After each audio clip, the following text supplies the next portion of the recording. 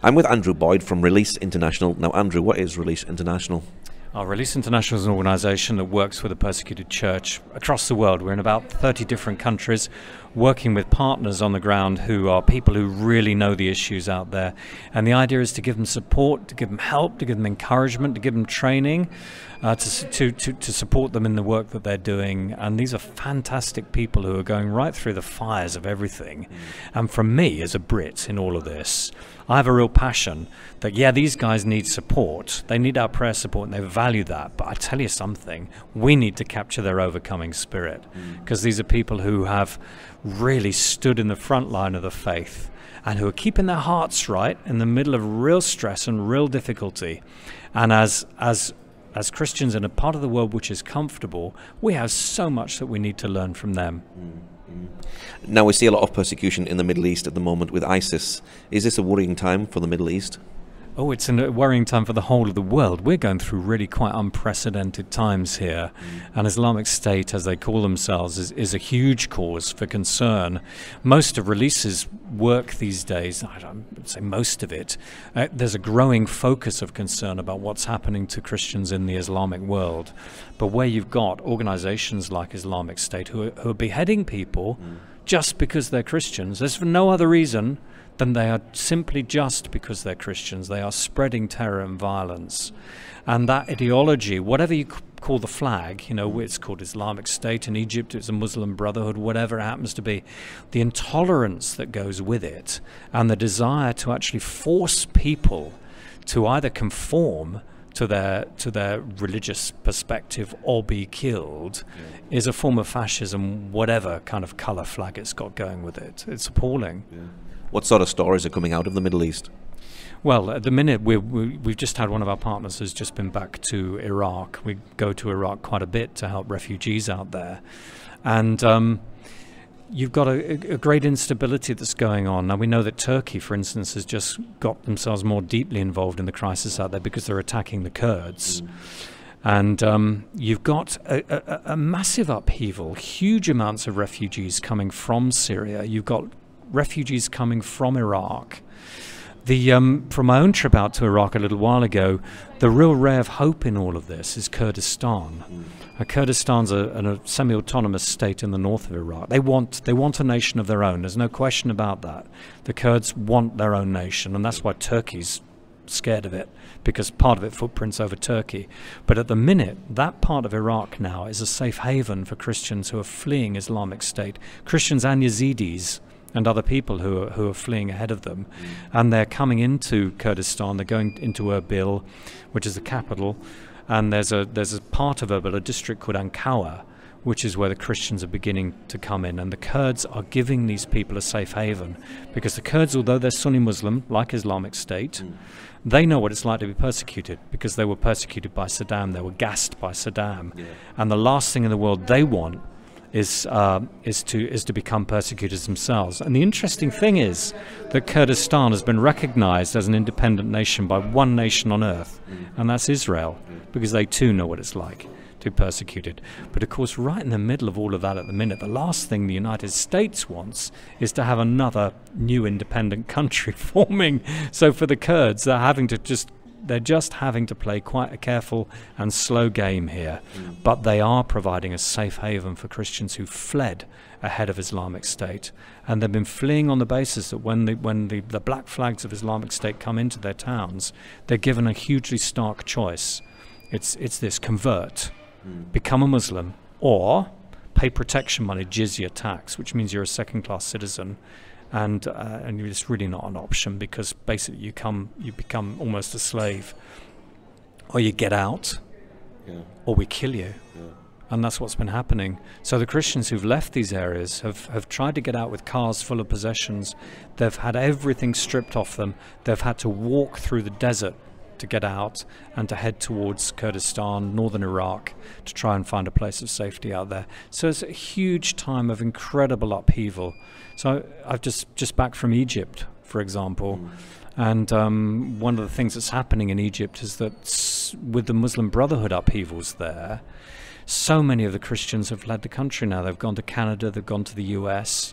So you've got a real drain away of educated, intelligent people, Christian leaders from the country, and those who remain there are grieving that fact. Yeah. Now, there was a threat even in Israel, in Jerusalem, about the Christians being told to leave during Ramadan.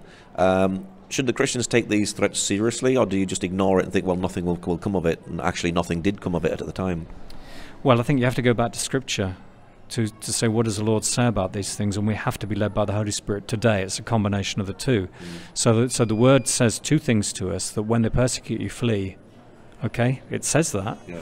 It also says, in this world you will have trouble, but take heart, for I've overcome the world. Now, so what do? You have to do what God leads you to do. Yeah. And there are some times when, for instance, in Karakosh in Iraq, when Islamic State move in, the only sensible thing to do is to get out. Yeah.